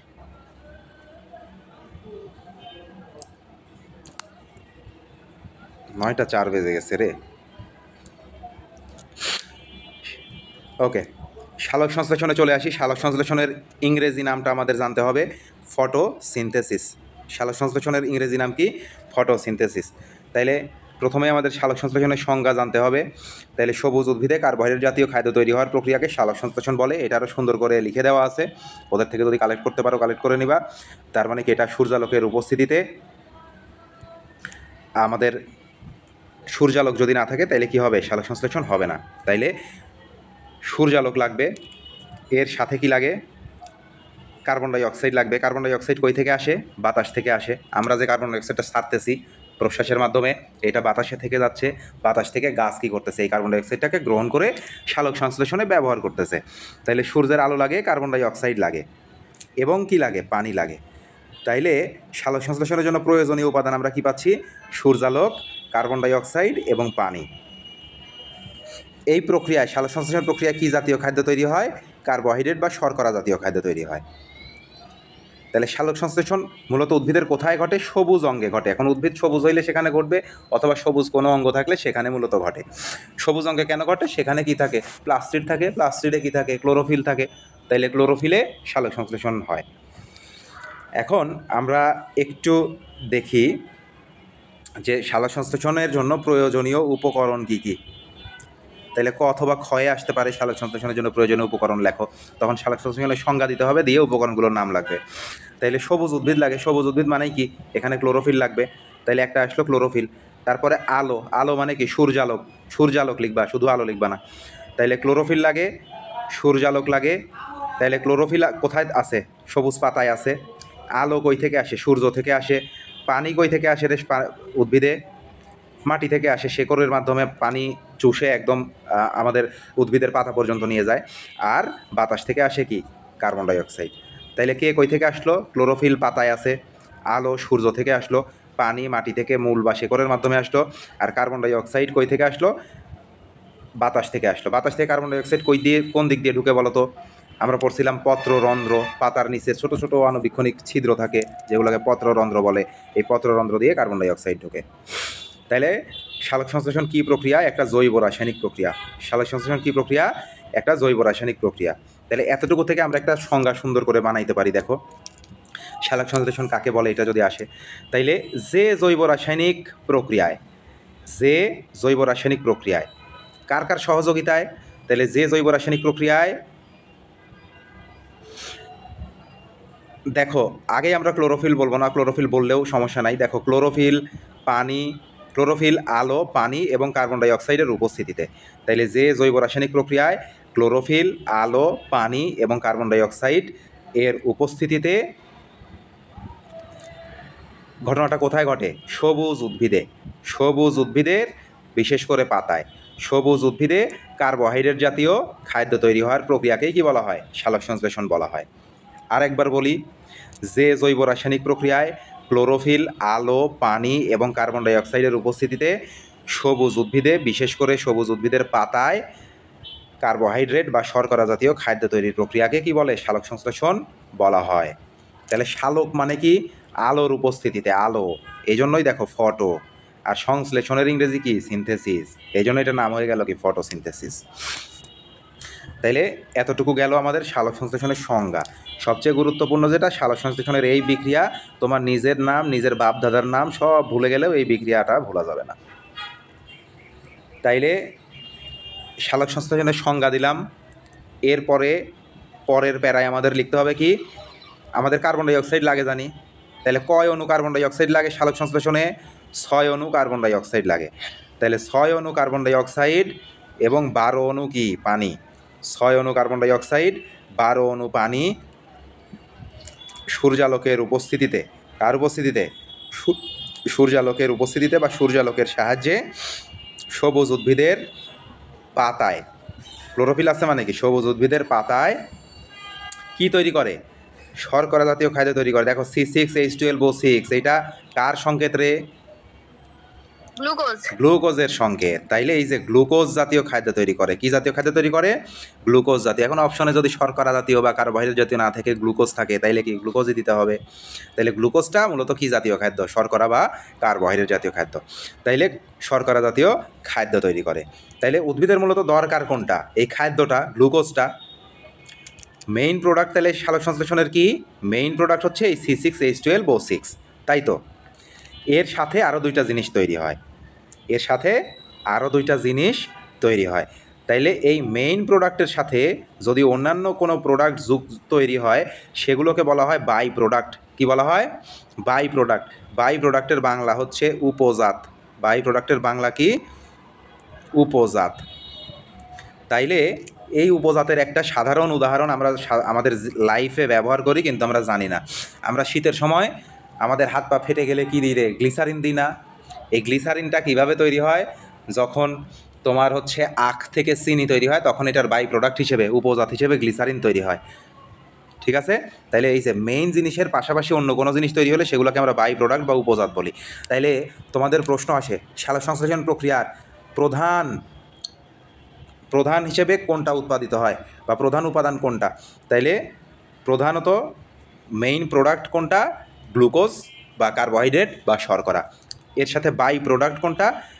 6 অণু পানি এবং 6 অণু অক্সিজেন। তাইলে টোটাল প্রক্রিয়াটা আমাদের কিভাবে মনে রাখতে হবে? একদম দাড়ি কমা সহ মনে রাখতে হবে, এখানে কোনো জিনিস মিস দেওয়া যাবে না। তাইলে আমরা কিভাবে পড়ব? 6 অণু কার্বন ডাই অক্সাইড 12 অণু পানির সাথে বিক্রিয়া করে গ্লুকোজ কয় অণু তৈরি করলো? সামনে কিছু নাই, মানে কি আছে? 1 আছে। 1 অণু গ্লুকোজ, তারপরে 6 অণু কি পানি এবং 6 অণু কার্বন ডাই অক্সাইড। ঠিক আছে? তাইলে ঘটনাটা কি ঘটতেছে দেখো, প্রথমে 6 অণু কার্বন ডাই অক্সাইড, তারপর 12 অণু পানি, 12 অণু পানির সাথে বিক্রিয়া করে 12 অণু পানির সাথে বিক্রিয়া করে কী করলো? কয় অণু গ্লুকোজ তৈরি করলো? 1 অণু গ্লুকোজ, তারপরে 6 অণু পানি, 6 অণু অক্সিজেন। তাইলে ওই যে গাছ যে অক্সিজেন তৈরি করে, আমরা যে প্রশ্বাসের মাধ্যমে, নিঃশ্বাসের মাধ্যমে, প্রশ্বাসের মাধ্যমে অক্সিজেন নিই, এই অক্সিজেনটা কই থেকে আসে? এই যে গাছের সালোকসংশ্লেষণ প্রক্রিয়ার মাধ্যমে সৃষ্টি হয়। তাহলে সালোকসংশ্লেষণ প্রক্রিয়া শুধুমাত্র গাছের জন্য উপকারী নয়, টোটাল সকল জীবের বেঁচে থাকার জন্যই উপকারী। কারণ পৃথিবীর সকল জীব মূলত তার খাদ্যের জন্য প্রাথমিকভাবে উদ্ভিদের উপর নির্ভর করে, এবং খাদ্যের পাশাপাশি উদ্ভিদ কী করে? আমাদের অক্সিজেন সাপ্লাইও দিয়ে থাকে। তাইলে সালোকসংশ্লেষণের এই বিক্রিয়াটাই সরাসরি তোমাদের কয়ে চলে আসে, যে সালোকসংশ্লেষণের বিক্রিয়াটা লেখো। তাহলে বিক্রিয়াটা হুবহু মুখস্থ থাকতে হবে। এখন আমরা জানি সালোকসংশ্লেষণ ঘটে কোথায়? সবুজ উদ্ভিদে। তার মানে তোমাদের আরেকটা প্রশ্ন আসে, এটা একটু মাথায় রাখো, বইয়ে সরাসরি দেওয়া নাই, যে সালোকসংশ্লেষণের প্রধান অঙ্গ কোনটা? সালোকসংশ্লেষণের কি প্রধান অঙ্গ? তাইলে প্রধান অঙ্গ উদ্ভিদের সবচেয়ে সবুজ জায়গা, তার মানে কি? পাতা। তাহলে সালোকসংশ্লেষণের প্রধান অঙ্গ মনে রাখতে হবে পাতা, এটা এমসিকিউ আসে। তাহলে সালোকসংশ্লেষণের প্রধান অঙ্গ পাতা, এটা মাথায় রাখবা। তাইলে আমরা চলে আসি পাতার কোথায়, তাই না? পাতার মেসোফিল টিস্যুতে। পাতার কোথায়? পাতার মেসোফিল টিস্যুতে মূলত সালোকসংশ্লেষণ প্রক্রিয়া হয়ে থাকে। তাহলে সালোকসংশ্লেষণ প্রক্রিয়ার প্রধান স্থান হচ্ছে পাতার মেসোফিল টিস্যু, আর প্রধান অঙ্গ হচ্ছে পাতা। তাহলে সালোকসংশ্লেষণ প্রক্রিয়ার প্রধান অঙ্গ পাতা এবং প্রধান স্থান পাতার মেসোফিল টিস্যু। এই কথাগুলো আমরা বলে দিছি অলরেডি। মাটি থেকে মূলের সাহায্যে পানি আসবে, পাতার মেসোফিল, তাহলে সব কিছুই কোথায় আসা লাগবে? পাতার মেসোফিল টিস্যুতে আসা লাগবে। পাতার মেসোফিল টিস্যুতে এই সালোকসংশ্লেষণ কেন হয়? সেখানে ক্লোরোপ্লাস্ট থাকে, আর ক্লোরোপ্লাস্ট মানেই কি? সেখানে ক্লোরোফিল আছে, সবুজ জিনিস আছে। ক্লোরোফিল না থাকলে সেখানে সালোকসংশ্লেষণ হবে না। এই জন্য সালোকসংশ্লেষণ হয় মূলত পাতার মেসোফিল টিস্যুতে। তাইলে মাটি থেকে পানি আসবে মূলের মাধ্যমে, স্টোমা বা পত্ররন্ধ্রের মাধ্যমে বাতাস থেকে কার্বন ডাই অক্সাইড আসবে। তারপরে কি হবে? তাইলে এই যে আমরা প্রয়োজনীয় জিনিস পেয়ে গেলাম, দেখো পানি আসলো মাটি থেকে, তাইলে পানি আসলো, কার্বন ডাই অক্সাইড আসলো, আমাদের কি লাগে? এই যে কার্বন ডাই অক্সাইডের পানি লাগে। এর সাথে সূর্যের আলো তো পাতার উপর আসতেছে এই সূর্য থেকে, তাহলে সূর্যের আলো আসতেছে, আর পাতায় তো ক্লোরোফিল আছেই। তাইলে এখানে পাতায় রান্না করা হইলো, হয়ে আমাদের কার্বোহাইড্রেট জাতীয় খাদ্য তৈরি হইলো, সাথে পানি আর অক্সিজেন উপজাত হিসেবে তৈরি হলো। এখন এই ঘটনাটুকু ঘটে স্থলজ উদ্ভিদের ক্ষেত্রে, যেগুলো মাটিতে থাকে। কিন্তু যে সকল উদ্ভিদ পানিতে থাকে তাদের কি আর মূলের মাধ্যমে, শিকড়ের মাধ্যমে পানি আসা লাগবে? জলজ উদ্ভিদের তো বডি, পাতা, মূল সবই পানির সাথে লেগে থাকে, তাই না? এবং কিছু জলজ উদ্ভিদ আছে একদম পানির নিচে থাকে, মানে ডুবন্ত অবস্থায় বেঁচে থাকে। তাইলে তাদের কি হবে? পানি সরাসরি বিভিন্ন অঙ্গের মাধ্যমেই আসবে, এবং তারা, যে সকল জলজ উদ্ভিদ পানির নিচে ডুবে থাকে, তারা অক্সিজেন কই থেকে পাবে? তারা তো বাতাসের সংস্পর্শে নাই। আমরা জানি পানির ভেতরেও কি থাকে? অক্সিজেন থাকে। পানির ভেতরে অক্সিজেন না থাকলে মাছ বাঁচে কীভাবে, তাই না? তাইলে পানির ভেতরে অক্সিজেন থাকে, ওই অক্সিজেন মূলত এই জলজ উদ্ভিদরা পানিতে দ্রবীভূত অক্সিজেন ব্যবহার করে সালোকসংশ্লেষণ ঘটায়। জলজ উদ্ভিদ পানিতে দ্রবীভূত কার্বন ডাই অক্সাইড ব্যবহার করে, অক্সিজেন বলছি, কার্বন ডাই অক্সাইড ইয়ে করে ব্যবহার করে, যেহেতু কার্বন ডাইঅক্সাইড লাগে আমাদের সালোক সংশ্লেষণে। তাইলে স্থলজ উদ্ভিদ কার্বন ডাইঅক্সাইড কই থেকে পেলো? স্থলজ উদ্ভিদ পেলো বাতাস থেকে। আর জলজ উদ্ভিদ কার্বন ডাইঅক্সাইড কই থেকে পেলো? কার্বন ডাইঅক্সাইড পানি থেকে। তাইলে পানিতে কি থাকে? অক্সিজেনও দ্রবীভূত থাকে, কার্বন ডাইঅক্সাইডও কি থাকে? দ্রবীভূত থাকে। এই জন্য দেখো আমাদের পুকুরের ক্ষেত্রে পুকুরের পানি কেমন হইতে হয়? একটু সবুজ সবুজ থাকলে পুকুরটা আমরা বলি যে পুকুরের কালার ঠিক আছে, খাদ্য পর্যাপ্ত পরিমাণে আছে। তাহলে পুকুরের পানি সবুজ হয় কেন? কারণ এই পানিতে দ্রবীভূত কিছু সবুজ উদ্ভিদ থাকে, শ্যাওলা জাতীয় কিছু সবুজ উদ্ভিদ তৈরি হয় এখানে। এবং এই সবুজ উদ্ভিদগুলোতেও কী হয়? সালোক সংশ্লেষণ হয়। পানির ভেতর তো আলো ঢুকে, সূর্যের আলো, তাই না? তাহলে সূর্যের আলো ঢুকে তখন ওই উদ্ভিদগুলোতে সালোক সংশ্লেষণ হয়। তাইলে এই সালোক সংশ্লেষণ প্রক্রিয়ায় পানির ভেতরে এরা কি তৈরি করে? পানির কার্বন ডাইঅক্সাইড গ্রহণ করে সালোক সংশ্লেষণ প্রক্রিয়ায় তারা শর্করা জাতীয় খাদ্য তৈরি করে, এবং এই সময় এরা পানির ভেতরে অক্সিজেন ছেড়ে দেয়। জন্য পানিতেও কি থাকে? অক্সিজেন থাকে। তাহলে যে পানির রং যত বেশি সবুজ, তার মানে যত বেশি সবুজ উদ্ভিদ পানিতে দ্রবীভূত থাকবে, সেখানে তত বেশি অক্সিজেন থাকবে। তাইলে এই সবুজ উদ্ভিদের পরিমাণ পুকুরে কমে গেলে কি হয়? পুকুরে গ্যাস হয়, অক্সিজেনের অভাব হয়।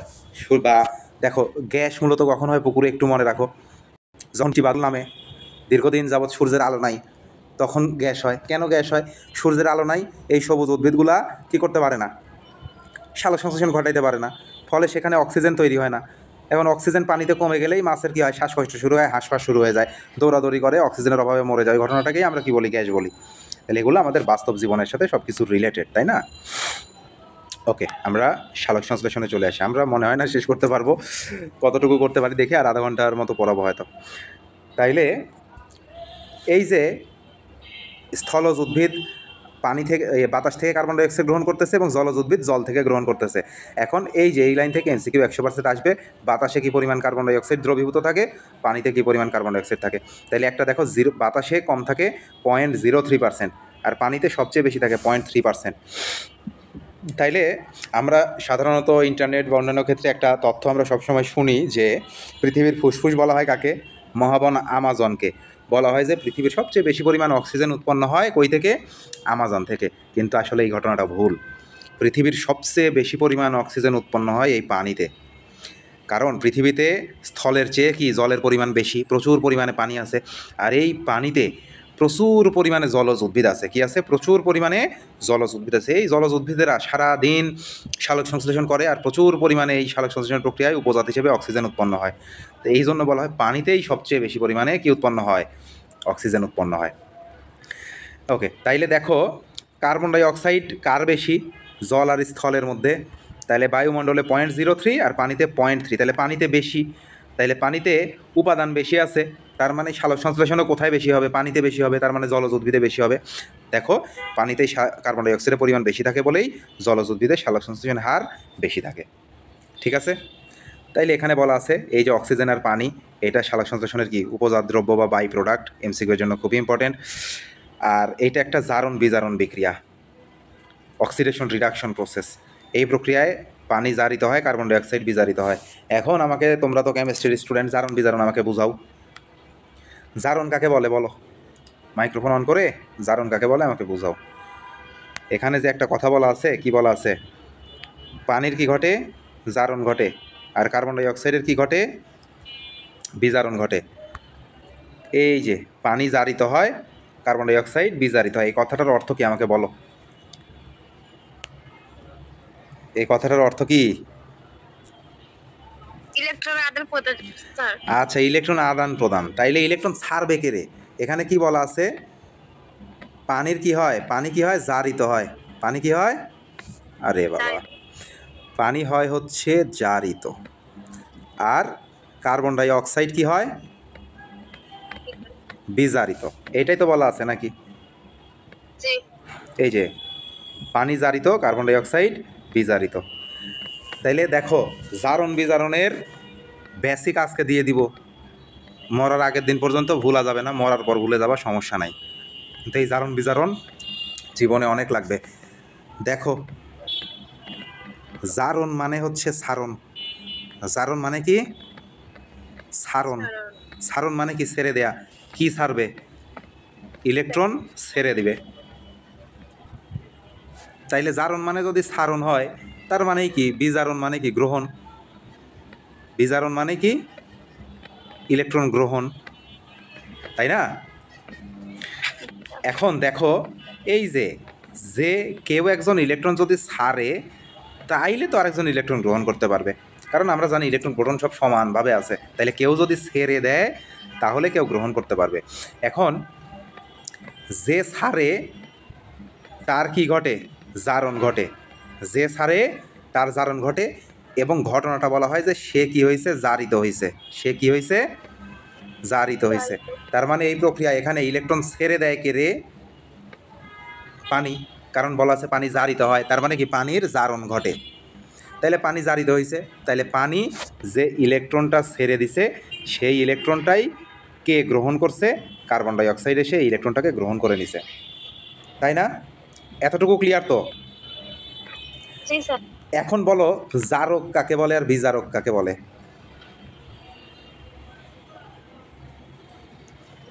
জারককে, বিজারককে? জারক বিজারক কে রে? যে ইলেকট্রন ত্যাগ করে যে ইলেকট্রন ত্যাগ করে সে কি? ত্যাগ করলে জারক। ত্যাগ করলে জারক। আচ্ছা, আর ত্যাগ গ্রহণ? করলে বিজারক। ত্যাগ করলে বিজারক। হ্যাঁ। আচ্ছা, কে বলতেছো? নাম কি? জেরিন। জেরিন বলতেছো। আচ্ছা, ঠিক আছে, খুবই সুন্দর। দেখো একটা জিনিস মনে রাখো, যে এ যদি না ছাড়ে তাইলে কি এ গ্রহণ করতে পারবে?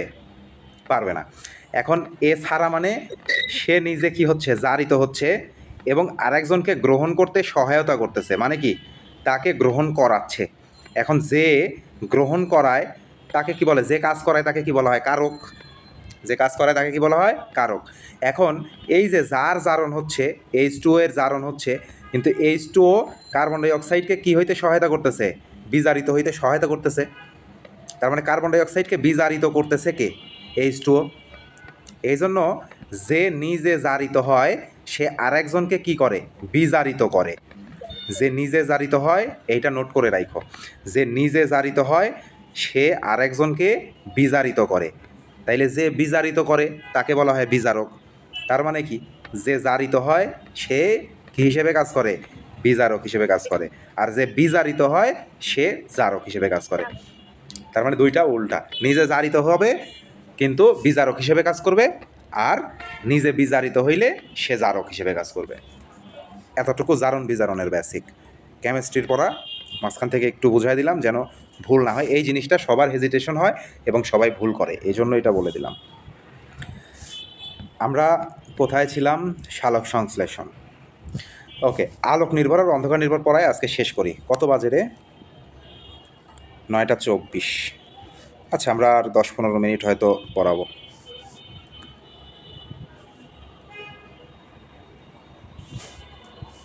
ওকে, দেখো সালোক সংশ্লেষণ প্রক্রিয়া সম্পর্কে আমাদের কিছু বেসিক তথ্য জানতে হবে।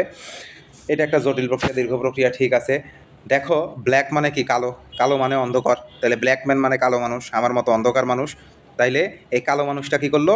কালো মানে অন্ধকার, সালোক সংশ্লেষণকে দুইটা পর্যায়ে ভাগ করলো, একটা অন্ধকার পর্যায় আর একটা হচ্ছে আলোক পর্যায়।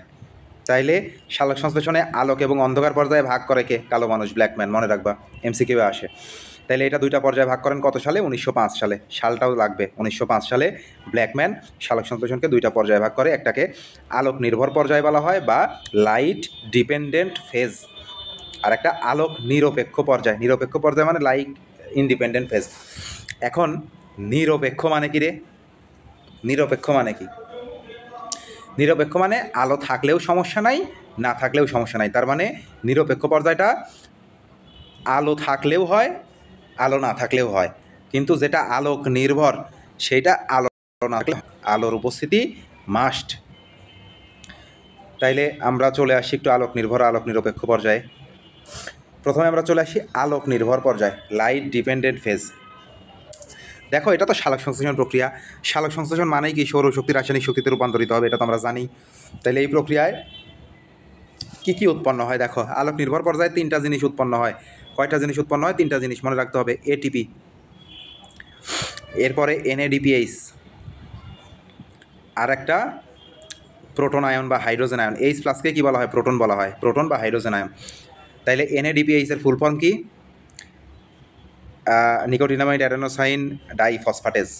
এটা হচ্ছে বিজারিত নিকোটিনামাইড অ্যাডেনিন ডাইনিউক্লিওটাইড ফসফেট। তাহলে বিজারিত নিকোটিনামাইড অ্যাডেনিন ডাইনিউক্লিওটাইড ফসফেট লাগবে না, একটু নিজে মনে রাখো। আপাতত মনে রাখতে হবে কি কী কী উৎপন্ন হয়। কয়টা জিনিস উৎপন্ন হচ্ছে? 3টা জিনিস, একটা এটিপি, একটা এনএডিপিএইচ আর একটা প্রোটন। ঠিক আছে, এখন এই প্রক্রিয়ায় আলোক নির্ভর, তার মানে কি সূর্যের আলো আসবে, তার মানে কি সৌরশক্তি কোন শক্তিতে রূপান্তরিত হবে? রাসায়নিক শক্তিতে রূপান্তরিত হবে। সৌরশক্তি আমাদের কাছে কি হিসেবে আসে? আমরা বলছি ফোটন হিসেবে আসে। তাইলে এই যে আলোর ফোটন কণা আমাদের কাছে আসলো, উদ্ভিদে আসলো, এই আলোর ফোটন কণা থেকে রূপান্তরিত শক্তি। তাইলে এই ফোটন কণা আমরা বলছিলাম যে ফোটন কণা, ফোটন সূর্যালোক বা ফোটন গুল হিসেবে ব্যবহার হয়, আর সেখানে অস্ত্র হিসেবে কী ছিল? ইটিএস। দেখো ওই যে ইলেকট্রন ট্রান্সপোর্ট সিস্টেম, ওইটাকেই ইটিসিও বলা হয়, electron transport chain. Electron transport chain আর ইলেকট্রন ট্রান্সপোর্ট সিস্টেম একই কথা কিন্তু, ইটিএস বা ইটিসি। ঠিক আছে, তাইলে এই যে ফোটন কণা ইটিএসে গেল, তাইলে ফোটন কণা থেকে শক্তি রূপান্তরিত হইল, হয়ে ইলেকট্রন ট্রান্সপোর্ট চেইনের মাধ্যমে সঞ্চিত হয় এটিপি অণুর ফসফেট গ্রুপের মাঝে। তাইলে আমরা এর আগে কি পড়লাম? এর আগে যে বেসিকটা পড়লাম সেটা হচ্ছে, আমরা কোথায় পড়ছিলাম? ওইটা কি লিখে রাখছি? ওইটা বোধহয় আমরা ক্লিন করে দিছি। হ্যাঁ, আচ্ছা, আমরা এখানে পড়ছিলাম যে আমাদের মাইটোকন্ড্রিয়া এবং প্লাস্টিড, তাইলে সালোক সংশ্লেষণ যেহেতু পড়তেছি, তাইলে প্লাস্টিডের ভেতরেও কি আছে? Electron transport system. Electron transport সিস্টেমের মাধ্যমে এই যে কি হয় আমাদের, এই যে প্লাস্টিডের ক্ষেত্রে কি শক্তি উৎস থেকে, তার মানে সৌরশক্তি, সূর্যালোক এই ইলেকট্রন ট্রান্সপোর্ট সিস্টেমে শক্তি দেয়, এবং ইলেকট্রন ট্রান্সপোর্টের মাধ্যমে এই শক্তিটা কই যায়? এই যে এটিপি এর মধ্যে চলে যায়, এটিপি এর যে ফসফেট আছে সেই ফসফেটে চলে যায়। তার মানে সূর্যালোক থেকে ইটিএস থেকে কোথায় যায়? ফসফেটে যায়। এই ঘটনাটাই এখানে বলা আছে, দেখো, আলোক নির্ভর পর্যায়ে। তাইলে আলোক নির্ভর পর্যায়ে, তার মানে সূর্যালোক আসবে, সূর্যালোকের ফোটন আসবে। ওকে, তাইলে এই যে সূর্যালোকের ফোটন আসলো, এই যে ফোটন, তাইলে ফোটন কোথায় গেল? ইটিএস বা ইটিসিতে গেল, তারপর এটিপির কোথায় গেল? ফসফেটে গেল। এই ঘটনাটাই একটু জটিলভাবে বলা আছে, এইটুকু বেসিক মনে থাকলে বাকিটা বুঝতে পারবা। এখন এই বিক্রিয়ায় আলোক নির্ভর পর্যায়ে, যেহেতু সবুজ উদ্ভিদে আছে, তার মানে কি ক্লোরোফিল গুরুত্বপূর্ণ ভূমিকা পালন করে। ক্লোরোফিল কি কাজ করে? এখানে আমরা দেখি যে ফোটন কণাটা আসলো, আলো এসে মূলত কোথায় পড়ে? পাতায় পড়ে। তাহলে এই ফোটনকে শোষণ করে কে? ক্লোরোফিল। এবং এই শোষণ করার পর ক্লোরোফিল এই ফোটন থেকে শক্তিটা নিয়ে নেয়। শক্তিটা কে নিয়ে নেয়? ক্লোরোফিল নিয়ে নেয়। ক্লোরোফিল নিয়ে এই যে প্লাস্টিডের মাধ্যমে, ক্লোরোফিল মানেই কি? সেখানেই তো প্লাস্টিড মানেই তো ক্লোরোপ্লাস্ট, ক্লোমোপ্লাস্ট এগুলা। তাইলে ক্লোরোপ্লাস্টে ক্লোরোফিল থাকে। তাইলে এই যে প্লাস্টিডের মাধ্যমে ইলেকট্রন ট্রান্সপোর্ট চেইনের মাধ্যমে এডিপিকে দেয়, তখন এডিপির সাথে একটা ফসফেট যুক্ত হয়, হয়ে এটিপি তৈরি করে। এটিপি তৈরির প্রক্রিয়াকে কি বলে? ফসফোরাইলেশন বলে। আমরা তো ফসফোরাইলেশন প্রক্রিয়া আগেই পড়ে আসছি। তাইলে দেখো এখানে যে ফসফেটটা যুক্ত হয়, এই ফসফেটটাকে মূলত বলা হয় ইনঅর্গানিক ফসফেট। এই জন্য লাস্টে একটা আই লেখা থাকে, ইন অর্গানিক। এই আই এর অর্থ হচ্ছে, পি এর অর্থ হচ্ছে ইনঅর্গানিক। আলাদা যে ফসফেটটা যুক্ত হয় সেটা মূলত কি ধরনের ফসফেট? ইনঅর্গানিক, বাইরে থেকে আসে। ঠিক আছে, তাইলে এই যে ফসফোরাইলেশন পড়লা আমরা, হচ্ছে ওই যে চক্রাকারে অ্যাডেনোসিন একে দেখাইলাম, ওই আঁকার পরে এই লাইনটাও লিখতে হবে। এই যে এডিপি এর সাথে পিআই হইলে কি তৈরি হয়? এটিপি তৈরি হয়। এখানে আলো আর ক্লোরোফিল লাগে। ঠিক একইভাবে এ এমপি এর সাথে কি হবে? এ এমপি যোগ পিআই। এখানে সূর্যের আলো থাকবে আর হচ্ছে ক্লোরোফিল থাকবে। সূর্যের আলো আর ক্লোরোফিলের উপস্থিতিতে এএমপি এর সাথে যদি যুক্ত হয় তখন কি তৈরি হবে? এডিপি, তাই না? তাইলে মূলত ঘটনাটা কি ঘটে? দেখো, মূলত ঘটনাটা কি ঘটে ফসফোরাইলেশনে? আমাদের এডিপি যোগ, এই লাইনটা লিখে রাখো সবাই, পিআই, ইনঅর্গানিক ফসফেট, দুইটা মিলে কি গঠন করলো? আরে প্রথমেই এডিপি দিচ্ছি কেন? এএমপি লেখো, ভুল হয়েছে। এএমপি লেখো, প্রথমে দাও এ এমপি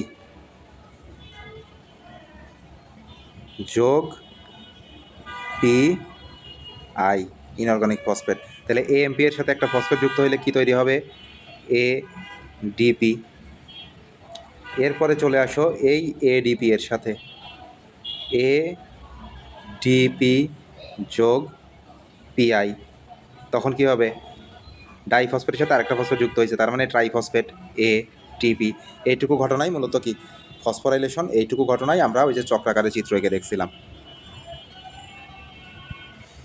ওকে, তাহলে আলোক নির্ভর পর্যায় সম্পর্কে আমরা অনেক কিছু জানলাম। আর একটু দেখি কি লিখছে। সূর্যালোক এবং ক্লোরোফিলের সাহায্যে পানি কি হয়, বিয়োজিত হয়, পানি ভেঙে যায়। এই আলোক নির্ভর পর্যায়ে কি হয়, পানি ভাঙে। তাইলে ভাঙার ইংরেজি কি, ভাঙার ইংরেজি ব্রেক, আর একটা ইংরেজি হচ্ছে লাইসিস। লাইসিস মানে গলে যাওয়া, লাইসিস মানে কি গলে যাওয়া, ভেঙে যাওয়া। লাইসিস মানে গলে যাওয়া, ভেঙে যাওয়া। দেখো লাইসিস, LYSIS, লাইসিস মানে ভাঙা বা বিয়োজিত হওয়া, মূলত বিয়োজিত। তাহলে বিয়োজিত মানে কি ভাঙা। দেখো পানি এখানে কার কার সাহায্যে ভাঙে, দেখো সূর্যের আলো লাগে, ক্লোরোফিল লাগে। সূর্যের আলো এবং ক্লোরোফিলের উপস্থিতিতে কে ভাঙবে, পানি ভাঙবে।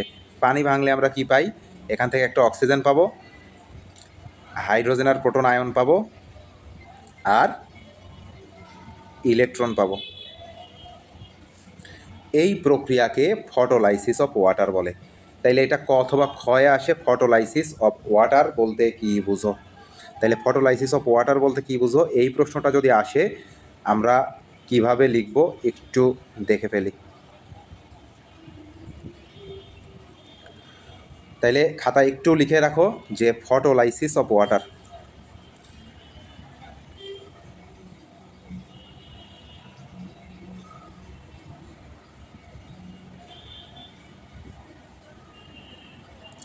ফটোলাইসিস অফ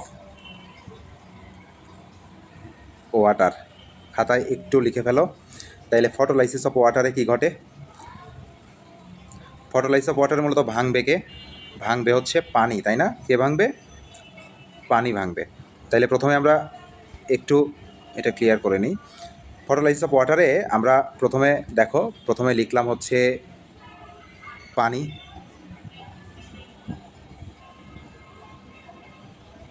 পানি কার কার উপস্থিতিতে ভাঙবে, কার কার সাহায্যে?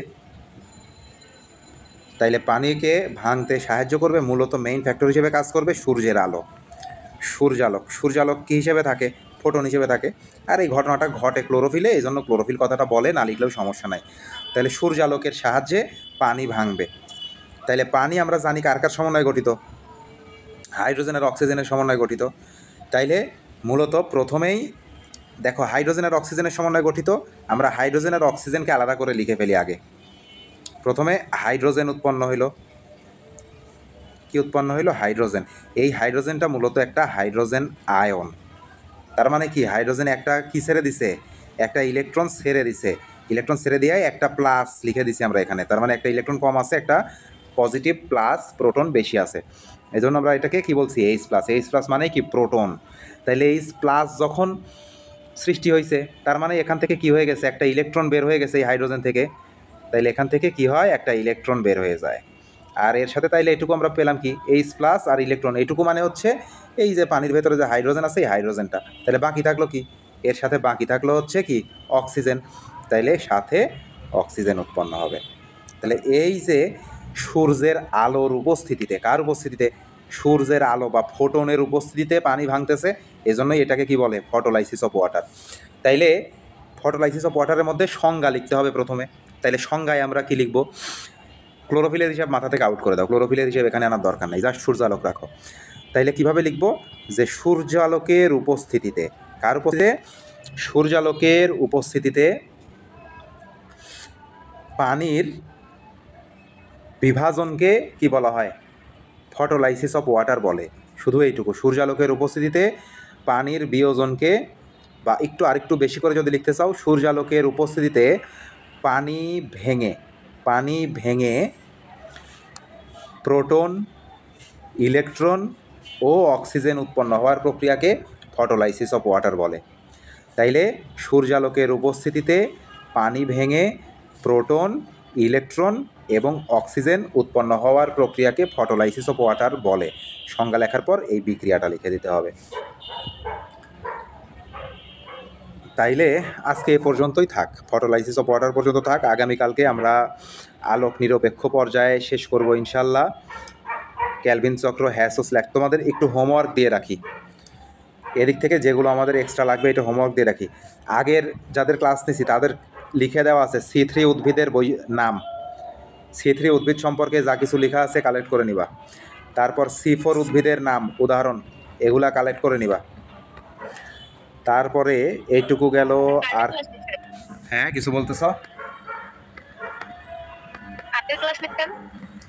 আগে তোমাদের ক্লাস 10-এ যারা ছিল তারাও পড়ছে, এবং ক্লাস 9-এ যারা আছে তাদের কাছেও আছে এগুলা। তাদেরকে এই অধ্যায়গুলো অলরেডি পড়ানো হয়েছে। স্যার এটা তো নতুন অধ্যায়। এটা তোমরা ক্লাস 10-এ, এটা তো পড়া নাই। এটা ক্লাস 9-এর ওরা পড়ে নাই? ক্লাস 9-এর শেষ করে নাই এটা? ক্লাস 9-এর কারা আছো? না স্যার এটা পড়া হয় নাই। এটা পড়া হয় নাই? আচ্ছা, তাইলে এটা ইয়ে করে দিব। আমি তো ভাবছি যে এটা পড়া আছে, মানে ওকে, তাহলে এটার মানে ইয়ের বাইরে যে নোটগুলো লাগবে ওইটা আমি কালে সরবরাহ করে দিব, সমস্যা নেই। C3 উদ্ভিদ, C4 উদ্ভিদ এগুলো দিয়ে দিব। আজকে আপাতত এতটুকুই থাকুক। শালক সংশ্লেষণে ক্লোরোফিলের একটু দেখে নিই আমরা যে এরপরে কী কী আছে, কতটুকু শেষ করতে পারবো।